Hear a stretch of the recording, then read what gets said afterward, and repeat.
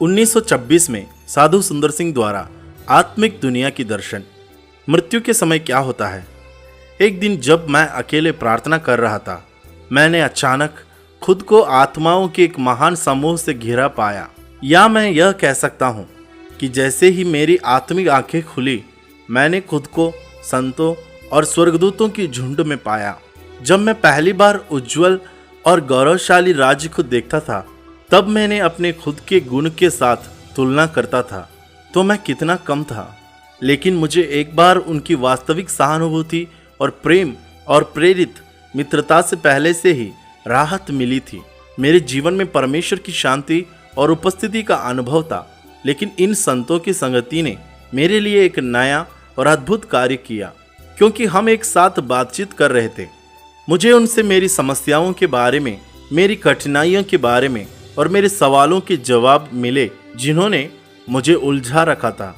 मेरा सबसे पहले प्रश्न जिसने मुझे बहुत परेशान किया था वो यह है कि मृत्यु के बाद आत्मा की स्थिति के बारे में। मैंने कहा था कि हम जानते हैं कि बचपन और बुढ़ापे के बीच क्या क्या होता है, लेकिन हम कुछ भी नहीं जानते हैं कि मृत्यु के समय या मृत्यु के द्वार के बाहर क्या होता है। इसके बारे में सही जानकारी केवल मृत्यु के दूसरे पक्ष के लोग ही जान सकते हैं, लेकिन वे आत्मिक दुनिया में प्रवेश कर चुके हैं। संतों में से एक ने उत्तर दिया कि मृत्यु नींद की तरह है। कुछ शारीरिक रोगों और मानसिक स्थितियों को छोड़कर मृत्यु की दशा में कोई दर्द नहीं होता है, क्योंकि जैसे आदमी की थकावट गहरी नींद से दूर हो जाता है, इसलिए मनुष्य को मृत्यु की नींद आती है। मृत्यु बहुतों के लिए इतनी सहज होती है कि केवल बड़ी कठिनाइयों के साथ ही उन्हें पता चलता है कि वे भौतिक दुनिया को छोड़कर इस आत्मा की दुनिया में प्रवेश कर चुके हैं। अपने आसपास दिखाई देने वाली बहुत सी नई और सुंदर चीज़ों से चकित होकर वे कल्पना करते हैं कि वे भौतिक दुनिया के किसी ऐसे देश या शहर का दौरा कर रहे हैं जिसे उन्होंने इससे पहले नहीं देखा है। यह केवल तभी होता है जब उन्हें पूरी तरह से निर्देश दिया जाता है और यह महसूस किया जाता है कि उनके भौतिक शरीर से आत्मिक शरीर अलग है।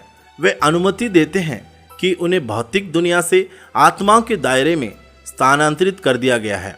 वहां मौजूद संतों में से एक ने मेरे प्रश्नों का उत्तर देते हुए कहा कि आमतौर पर मृत्यु के समय धीरे धीरे यह महसूस करने की शक्ति खो देता है कि इसमें कोई दर्द नहीं है, लेकिन बड़ी कमजोरी के मामलों में कुछ समय के लिए अनिंदापन की भावना से दूर हो जाता है या दुर्घटना के बाद आत्मा शरीर को छोड़ देती है।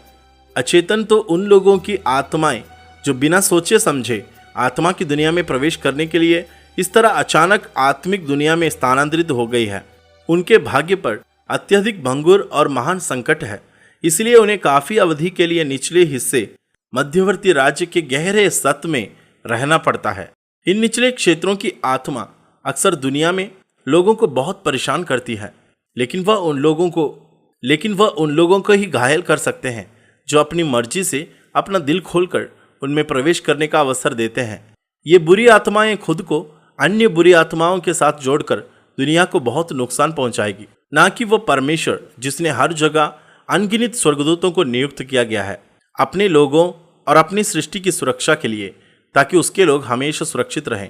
बुरी आत्माएं दुनिया में केवल उन लोगों को घायल कर सकें जो प्राकृतिक में समान है, और फिर वे इसे केवल एक सीमित सीमा तक ही कर सकते हैं।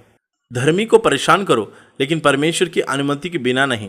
परमेश्वर कभी कभी शैतान और उनका स्वर्गदूतों का भी परीक्षा लेता है और अपने लोगों को प्रताड़ित करता है कि वे परीक्षाओं से मजबूत और बेहतर निकल सकते हैं। जैसे कि जब वह शैतान को अपने दास अय्यूब को सताने की अनुमति देता है, लेकिन इस तरह के परीक्षा से विश्वास करने वाले को खोने के बजाय लाभ होता है।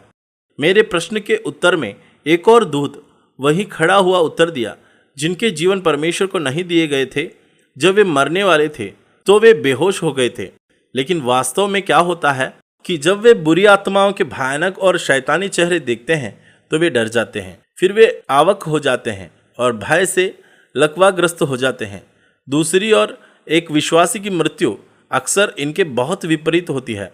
वह अक्सर बहुत खुश होता है क्योंकि वह स्वर्गदूतों और संतों की आत्माओं को उसका स्वागत करने के लिए आता देखता है।